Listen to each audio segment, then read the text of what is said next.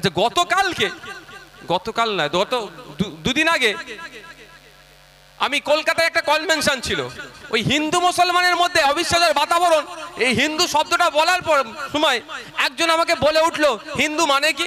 এবার রানিং বক্তব্য চলছিল, আমি বললাম দেখুন আপনার যদি প্রশ্ন থাকে আপনি আমাকে বলবেন, আমি পরে উত্তর দেবো।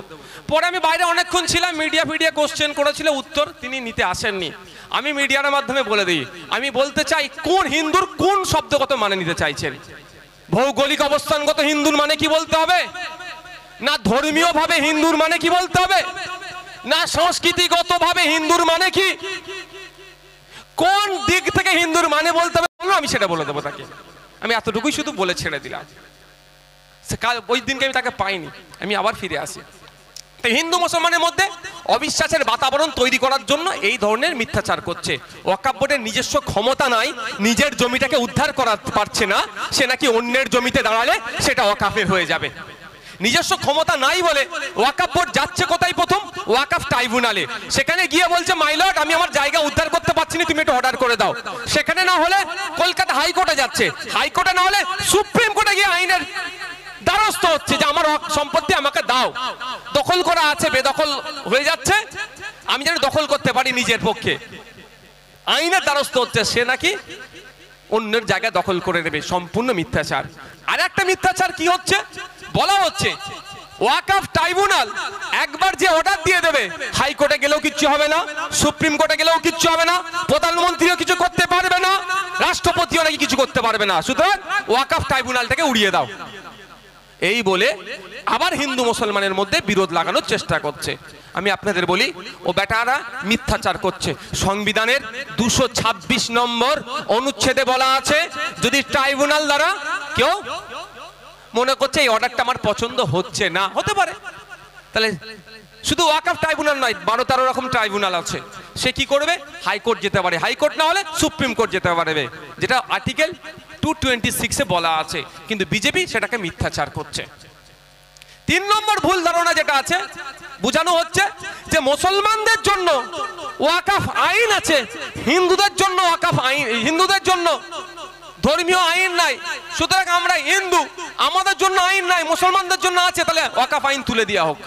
এই বলে পাড়াতে পাড়াতে আমার আপনার মধ্যে যারা কাকা জ্যাঠার সম্পর্ক ছিল সেই সম্পর্কটাও নষ্ট করার চেষ্টা করছে। কিন্তু ভারতবর্ষের প্রত্যেকটা জাতি, প্রত্যেকটা ধর্ম, প্রত্যেকটা বর্ণের, প্রত্যেকটা সমাজের মানুষের জন্য আইন আছে, এটা মাথায় রাখবেন। কেউ আইনের বাইরে নয়, সবাইকে সংবিধান, বাবা সাহেব আম্বেদকর যে সংবিধান আমাদেরকে উপহার দিয়েছে সেই সংবিধান অনুযায়ী প্রত্যেককে প্রোটেক্ট করেছে। এবার আসে যাক, একটু এখানে ভেঙে দিলেই বোঝা যাবে কেমন ভাঙতে হবে। সারা ভারতবর্ষে যত মুসলিম সম্প্রদায়ের ধর্মীয় সম্পত্তি আছে সেটাকে মেনটেন, যেটা পরিচালনা হয় ওয়াকফ আইনের মাধ্যমে। আর সারা ভারতবর্ষের হিন্দু ভাইদের যত দেবত্ব সম্পত্তি আছে সেটাকে কিভাবে মেনটেন হয়, কোন রাজ্যে হিন্দু ভাইদের ধর্মীয় সম্পত্তি একটা আইন আছে, আবার কোন রাজ্যে মন্দিরের সম্পত্তির আইন আলাদা আলাদা আছে। তাহলে ভারতবর্ষে মুসলমানদের জন্য একটা আইন সারা ভারতবর্ষের জন্য, আমার হিন্দু ভাইদের জন্য তাদের রিলিজিয়াস এন্ডোমেন্ট যেগুলো আছে সেইগুলো রক্ষণাবেক্ষণের জন্য আলাদা আলাদা স্টেটের জন্য আলাদা আলাদা আইন আছে, আবার আলাদা আলাদা মন্দিরের জন্য আলাদা আলাদা আইন আছে। প্রমাণ দিলে আপনাদের বুঝতে পারবেন, সুবিধা হবে।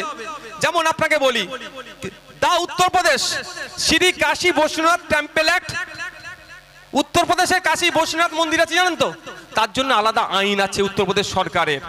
একটু আগে চলে আসি তামিলনাড়ুতে, তামিলনাড়ু রাজ্যের জন্য যা Tamil Nadu Hindu religious and charitable endowments act 1959 সালে তৈরি হয়েছে।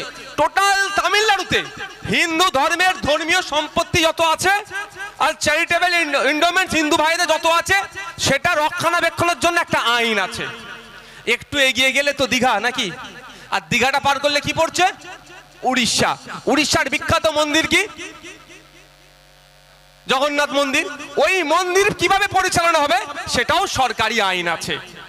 শুধু তাই নয়, আমরা যদি আরেকটু দেখি এগিয়ে যাই দেখি তাহলে দেখতে পাওয়া যাবে শিখ ভাইদের ধর্মীয় সম্পত্তি রক্ষণাবেক্ষণ পরিচালনার জন্য আলাদা আইন আছে। The Sikh gurdwara and religious endowment act 1973।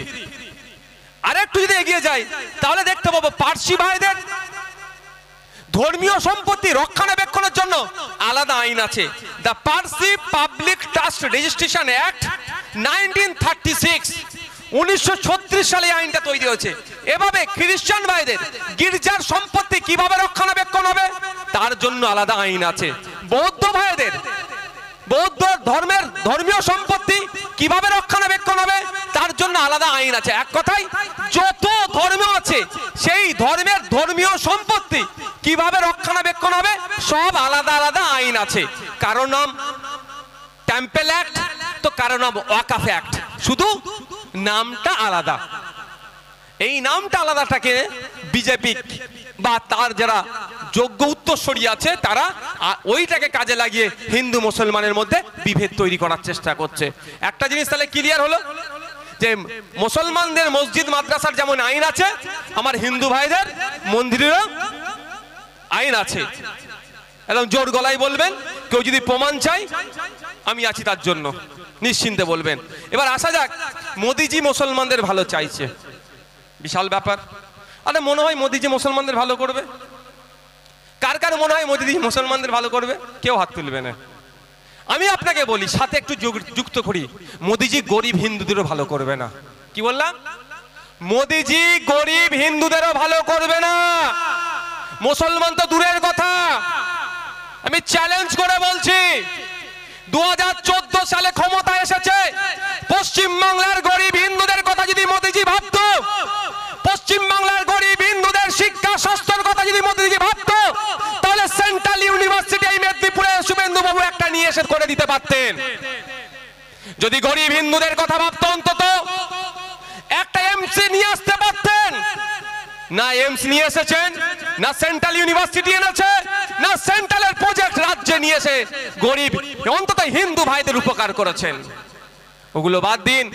100 দিনের কাজের দুর্নীতি হয়েছে, অস্বীকার করার কোনো জায়গা নয়, কিন্তু 100 দিনের কাজে যারা কাজ করতেন তার 70% কিন্তু গরিব হিন্দু। কতদিন বন্ধ হয়ে আছে? 100 দিনের কাজে যারা দুর্নীতি করেছে ঘাড় ধরে তাদেরকে তিহার জেলে নিয়ে যাওয়া দরকার ছিল, তিহার জেলের ভাত খাওয়ানো দরকার ছিল। আর এই পশ্চিম বাংলার অন্তত 70% গরিব হিন্দু ভাইয়ের জন্য কাজটা পুনরায় চালু করতে বাধ্য করেছে ওরা। এরা গরিব হিন্দুদের কথাও ভাবে না, মুসলমানের কথাও ভাবে না। কিন্তু কয়েকটা আমি আপনাদের প্রমাণ তো আপনাদেরকে দিতে হবে যে কেমন হিন্দুদের কথা ভাবে। এই মুসলমানদের কথা ভাবছে, মোদিজি মুসলমানদের কথা ভাবছে, একটু ভাব, সত্যি একদম আকাশ থেকে পড়ার মতো ব্যাপার। সংবিধানের মুসলমানদের কথা ভাবতে গিয়ে সংবিধানের 14 নম্বর আর্টিকেল, 15 নম্বর আর্টিকেল, 25 নম্বর আর্টিকেল, 26 নম্বর আর্টিকেল, 300 ক, এই ধরনের এত আর্টিকেলকে ভায়োলেট করেছে। এই আর্টিকেলগুলোর উপরে আঘাত দিয়েছে, মানে এত ভালোবাসে আপনাদেরকে, সংবিধানের উপরে আঘাত দিয়ে দিয়েছে। বুঝতে পারছেন তো কত ভালোবাসে? তো কে ভালোবাসার নমুনা একটু শুনবেন ভাই, কারো অসুবিধা হচ্ছে না তো? হলে আমি ছেড়ে দেবো ভাই। তাহলে নমুনা শুনতে চাইছেন তো? আর একবার হাত তুলুন তো, কারা নমুনা শুনতে চাইছেন? কত ভালোবাসে নমুনা দেখিয়ে দিই। হ্যাঁ, আইনে বলা ছিল এই ওয়াকাফ সম্পত্তি নিয়ে কেউ দুর্নীতি করলে 2 বছর পর্যন্ত তার জেল হবে। আর নতুন আইন যেটা নিয়ে এসেছে সেই আইনে কি করেছে জানেন? জেলের কমিয়ে 6 মাস করে দিয়েছে। তাহলে ওয়াকাফ সম্পত্তি নিয়ে দুর্নীতি বাড়বে না কমবে? মোদিজি যদি ওয়াকাফ সম্পত্তি নিয়ে 2 বছরের জায়গায় 12 বছর জেল করতো, আমি তো স্টেজ থেকে মোদিজিকে স্যালুট দিতাম। তাহলে ওয়াকাফ সম্পত্তির দিকে কেউ তাকাতো না। এই উপকার মোদিজি করেছে। কেমন উপকার করেছে জানা আপনাদের দরকার।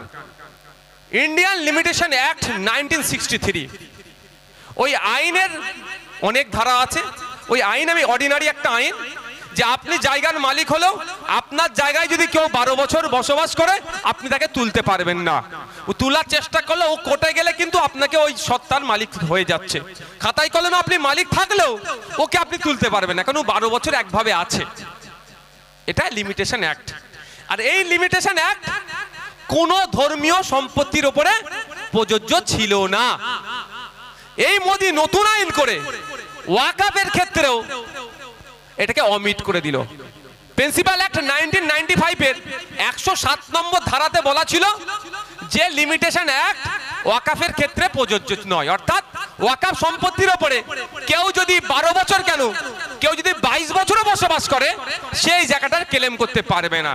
শুধু ওয়াকাফ সম্পত্তি নয়, আমার অনির্বাণদা আছে, অনির্বাণদা হিন্দু সম্প্রদায়ের মানুষ, সেই অনির্বাণদাদের দেবদেবী সম্পত্তির উপরেও যদি কেউ 12 বছর কেন 32 বছর বসবাস করে, সে নিজের জন্য ক্লেম করতে পারবে না।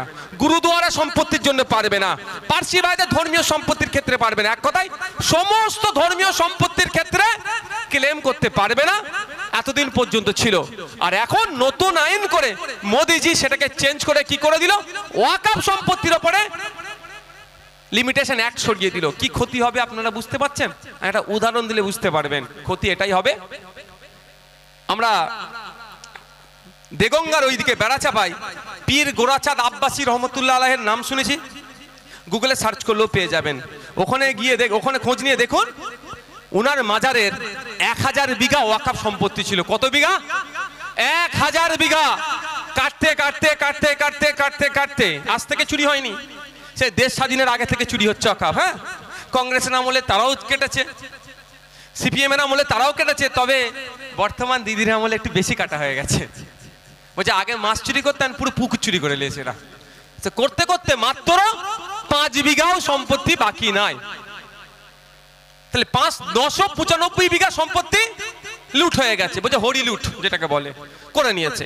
কিন্তু এতদিন আইন ছিল যে যদি কোনো শাসক তার যদি সিট দ্বারা সোজা থাকে, 2011 সালের আগে যে গল্পটা দিয়ে ক্ষমতায় এসেছিল, ক্ষমতায় আসলে মুসলমানদের ওয়াকাফ সম্পত্তি উদ্ধার করে দেব, কথার সাথে যদি কাজের মিল রাখতে পারত, তাহলে পীর গোরাচাঁদ আব্বাসী রহমতুল্লাহ আলাইহির মাজারের 995 বিঘা সম্পত্তি বেহাত নয়, পুরো 1000 বিঘা সম্পত্তি কিন্তু উদ্ধার করে দিতে পারত।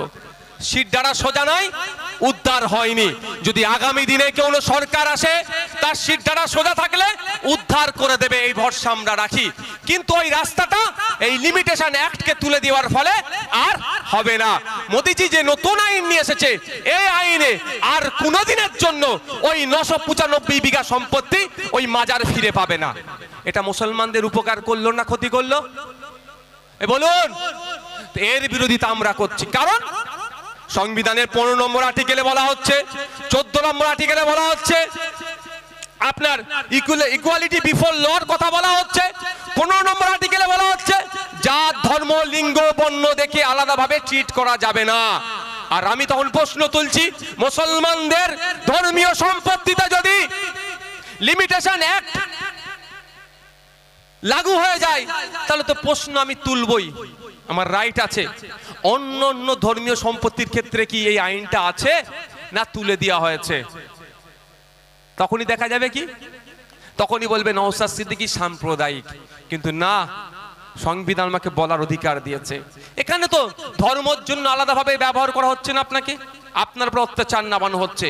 যেখানে আমার হিন্দু ভাইদের ধর্মীয় সম্পত্তিতে যত বছরই বসে থাকুক না কেন ওই দখল নিতে পারবে না। আমার খ্রিস্টান ভাইদের ধর্মীয় সম্পত্তিতে যত বছর বসে থাকুক না কেন দখল নিতে পারবে না। আমার শিখ ভাইদের ধর্মীয় সম্পত্তিতে যত বছরই বসে থাকুক না কেন দখল নিতে পারবে না।